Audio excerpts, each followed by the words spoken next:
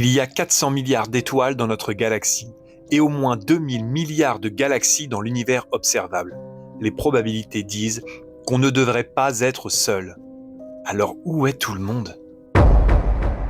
C'est la question qu'a posée Enrico Fermi en 1950. 75 ans de recherche, des milliers d'heures d'écoute du cosmos. Pas un signal, pas une trace, rien. Pourtant, selon nos calculs, des civilisations avancées auraient dû émerger il y a des milliards d'années. Certaines auraient eu le temps de coloniser toute la galaxie, mais l'univers se tait. Il existe peut-être une explication. Elle s'appelle la théorie de la forêt sombre. Imaginez une forêt, la nuit, peuplée de chasseurs armés. Chaque chasseur sait que les autres existent. Chaque chasseur sait qu'il ne peut pas deviner leurs intentions. Et dans cet univers de ressources limitées, toute civilisation détectée est une menace potentielle. La conclusion est froide et logique.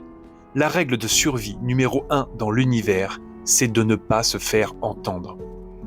Les civilisations avancées ne se taisent pas parce qu'elles ne veulent pas communiquer. Elles se taisent parce qu'elles ont compris que briller dans le noir, c'est mourir. Tout signal envoyé dans l'univers est une coordonnée, une adresse livrée à l'inconnu. Et nous, les humains ?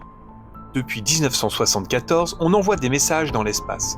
On a diffusé nos coordonnées GPS galactiques.